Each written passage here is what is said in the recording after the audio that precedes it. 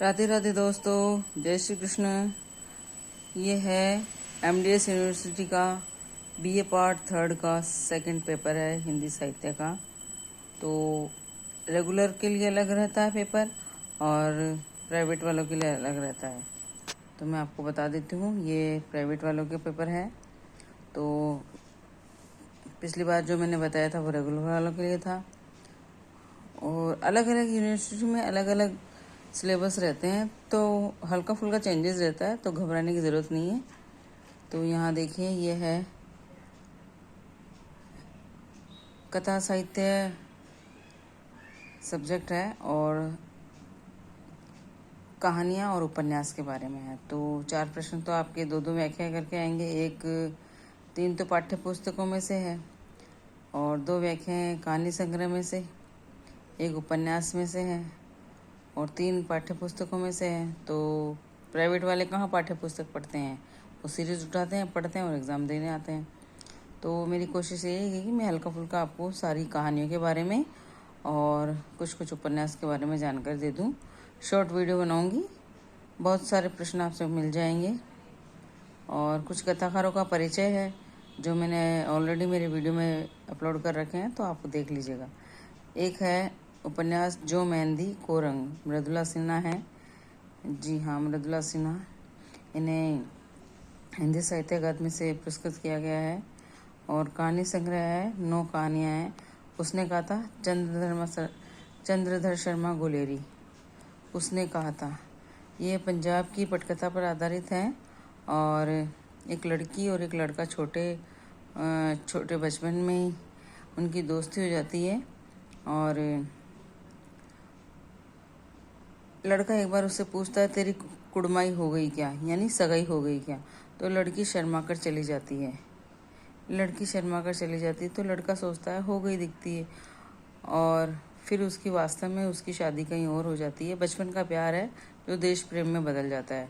कहानी का मुख्य उद्देश्य यही है। और फिर लड़की की शादी किसी बड़े फौजदार अफसर से हो जाती है और उसी फौजदार में वह लेफ्टिनेंट का काम करता है, यानी कि एक सिपाही का कार्य करता है। और छुट्टियों में जब अपने घर आते हैं तो वह उस लड़की से भी मिलता है और उसके फौजदार सिपाही से भी मिलता है और दोनों देख के एक दूसरे को पहचान लेते हैं। लेकिन लड़की का बच्चा और लड़की का पति दोनों ही देश की रक्षा के लिए सीमा पर लड़ाई करने जाते हैं। और वहीं पर ये लड़का भी होता है जो लड़की से बचपन में प्यार करता है, जो पूछता है कि तेरी कुड़माई हो गई क्या।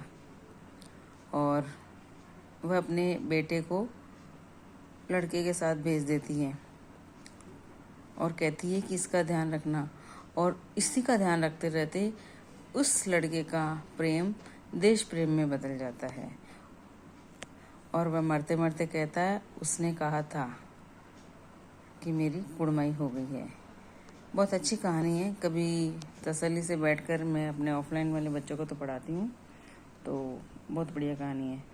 पुरस्कार कहानी जयशंकर प्रसाद की है। मधुलिका एक लड़की का नाम है और उसे किसी राजकुमार से प्रेम हो जाता है।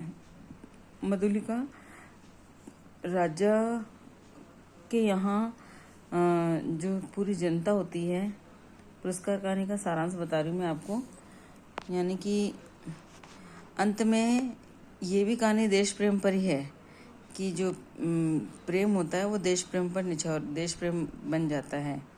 मधुलिका एक लड़की है। उस राजा हर साल के लिए राजा किसी एक व्यक्ति को चुनता है और उसकी खेती में राजा बीज बोता है और वह राजा जिसकी खेती की भूमि चुन लेता है, उसी भूमि पर वह बीज डालता है और बदले में जिस किसी किसान की भी जगह ली जाती है उसे उपहार दिया जाता है। तो मधुलिका ये उपहार नहीं लेती है, ठीक है। नेक्स्ट ऐसे कई बार उसे पुरस्कृत किया जाता है तो वह मना कर देती है और राजा के बेटे से उसे प्रेम हो जाता है।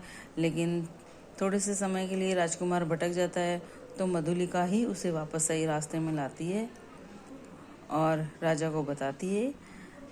तब राजा द्वारा उसे पुरस्कार किया जाता है और वह पुरस्कार के रूप में राजकुमार की ही जान बचाकर कहती है पहले आप मुझे मार दीजिए। तो राजा प्रसन्न हो जाता है और उसे अपनी बहू के रूप में स्वीकार कर लेता है। पूस की रात प्रेमचंद की कहानी है।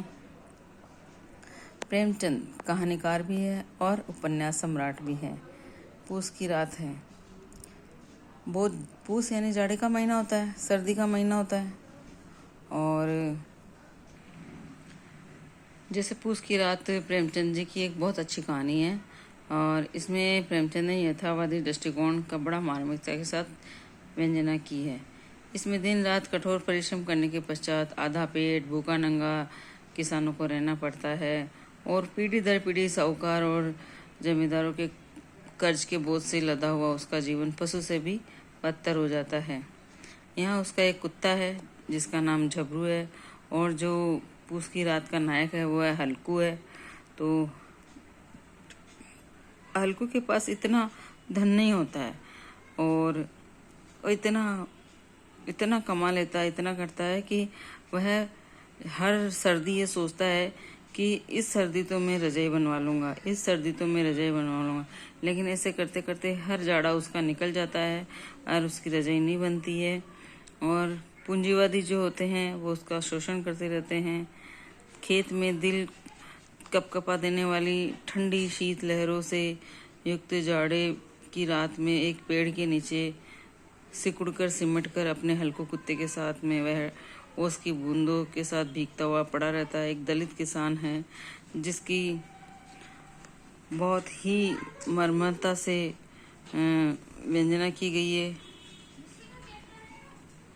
इस कहानी में बड़ा ही मार्मिक चित्रण ये भी किया गया है कि कुत्ता वफादार होता है अपने मालिक का। तो जब मालिक को सर्दी में ठिठुर दे कुत्ता भी उसके पास ही लेट जाता है। तब उसे हल्कू कहता है कि कल से यहाँ मैं पुआल बिछा दूंगा, तो उसी में बैठ जाना, तो जाड़ा भी नहीं लगेगा। लेकिन तुझे यहाँ आना ही नहीं चाहिए, यहाँ मेरे साथ क्यों है? वहाँ घर पे पुआल पर लेटे रहता है और यहाँ तो तुम मर जाएगा। लेकिन दोनों एक दूसरे के शरीर की गर्मी से सर्दी की रात काटते हैं। एक प्रश्न ये भी बन सकता है कि पूस की रात कहानी के नामकरण की सार्थकता पर प्रकाश डालते हुए नायक की चारित्रिक विशेषताओं पर प्रकाश डालिए या उल्लेख कीजिए। तो और प्रेमचंद जी की कुछ कहानियों के नाम आपको याद होने चाहिए। प्रेमचंद जी का जीवन और उनसे जीवन से संबंधित कुछ घटनाएं हैं। जैसे मुंशी प्रेमचंद हिंदी कथाकारों में सिर मोड़ रहे हैं। कुछ विशेषताएं उनकी आपको लिखनी पड़ेगी और जैसे विध्वंस है, रुपए, बलिदान, सवा सेर गेहूँ, मंदिर, कफन, सुजान भगत, बेटी का धन, मुक्ति मार्ग ना। एक कहानी उनकी बड़े घर की बेटी भी है और मैंने अपने वीडियो में प्रेमचंद जी के ऊपर बहुत ही अच्छी ट्रिक से उनके उपन्यास, कहानियाँ सब कुछ ट्रिक से बना रखी, तो वो भी आप पढ़ लीजिए। और टिप्पणी में भी आ सकता है, पूस की रात के बारे में टिप्पणी लिखिए या प्रेमचंद जी के ऊपर टिप्पणी लिखिए, तो थोड़ा बहुत आपको कहानी के बारे में पता रहेगा तो आप बता सकते हैं। कहानी की मूल संवेदना भी पूछी जा सकती है, तो कहानी की मूल संवेदना आप बता सकते हैं कि वातावरण की दृष्टि से भी सजीवों में, पात्रों में सजीवता दिखाई गई है। और मनोवैज्ञानिक चित्रण बहुत कम कहानियों में उपलब्ध होता है, लेकिन इसमें है। और कुछ एक चीज़ें ऐसी हैं, यानी जनजीवन की सशक्त झांकी प्रस्तुत की गई है। जितनी भी कहानियाँ हैं प्रेमचंद जी की, जनजीवन की सशक्त झांकियाँ प्रस्तुत की गई है।